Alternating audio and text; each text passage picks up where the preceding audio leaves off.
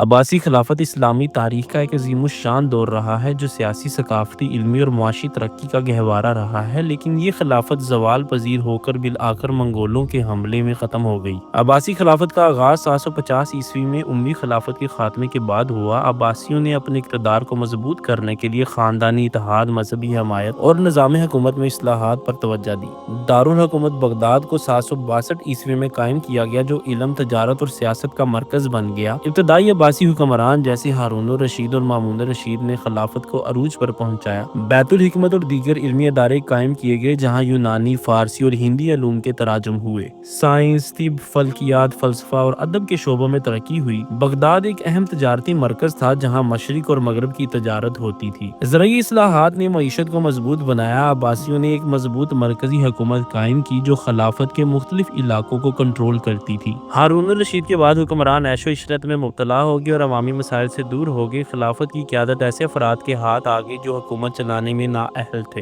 عباسی خلافت کے اندرونی خلفشار بڑھتے گئے۔ مختلف گروہوں اور فرقوں نے خلافت کے خلاف بغاوتیں کی، جیسا کہ زنج بغاوت۔ یہ ایسی بغاوت ہے جو کہ 869 سے 883 عیسوی تک عباسی خلافت کے دور میں موجودہ عراق کے علاقوں میں ہوئی۔ یہ بغاوت زنج کہلائے جانے والے غلاموں نے کی جو زیادہ تر مشرقی افریقہ سے تعلق رکھتے تھے۔ ان غلاموں کو کھجور کے باغات میں کام کرنے کے لیے لایا گیا تھا۔ ان سے نہایت ظالمانہ اور غیر انسانی سلوک سے کام لیا جاتا۔ اس بغاوت کی قیادت ایک شخص علی بن محمد نے کی جو زنج غلاموں کو منظم کر کے عباسی خلافت کے خلاف کھڑا ہوا۔ انہوں نے عباسی خلافت کو شدید نقصان پہنچایا۔ دوسرا واقعہ کرامتہ تحریک کا پیش آیا جس میں بحرین کے گروہ نے حج کے دوران کعبہ سے حجر اسود کو چوری کر لیا۔ عباسی خلافت کے دور میں شیعہ، خوارج اور دیگر فرقے عباسی حکومت کے خلاف سازشوں میں مصروف رہے اور اس طرح خلافت کے اتحاد کو فرقہ واریت نے کمزور کر دیا۔ ترک غلام اور ایرانی وزراء خلافت کے نظام پر حاوی ہو گئے۔ ان افراد نے اپنی طاقت بڑھانے کے لیے حکومت کو نقصان پہنچایا۔ عباسی خلافت کے زیر اثر علاقوں میں مقامی حکمران خود مختار ہو گئے جیسے اندلس میں اموی خلافت، ایران میں صفاری سامانی حکمران، مصر میں فاطمی خلافت۔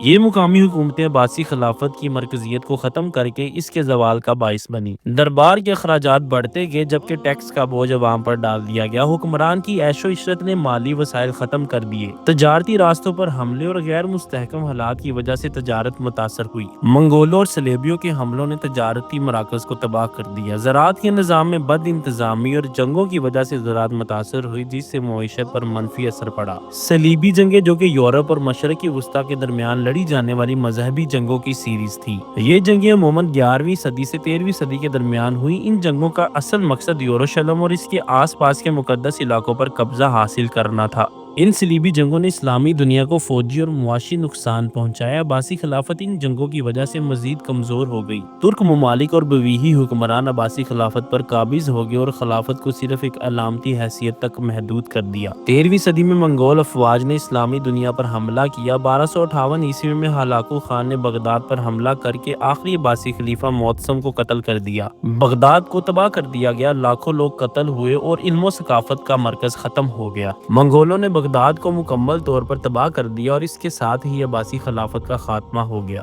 عباسی خاندان کے کچھ افراد مصر فرار ہو گئے۔ مملوک سلطانوں نے عباسی خلافت کو علامتی طور پر قائم رکھا لیکن حقیقی طاقت مملوک حکمرانوں کے پاس رہی۔ عباسی خلافت کا زوال ایک ایسا تاریخی سبق ہے جو اس بات کو واضح کرتا ہے کہ داخلی کمزوری، سیاسی انتشار، معاشی بد انتظامی، بیرونی خطرات کسی بھی سلطنت کے لیے زوال کا باعث بن سکتے ہیں۔ عباسی خلافت کے زوال نے اسلامی دنیا کو سیاسی، علمی اور ثقافتی طور پر کمزور کر دیا اور اس کے اثرات صدیوں تک محسوس کیے گئے۔ اسی طرح کی انفارمیٹیو ویڈیوز دیکھنے کے لیے ہمارے چینل کو لائک کریں، سبسکرائب کریں اور بیل آئیکن کا بٹن پریس کریں۔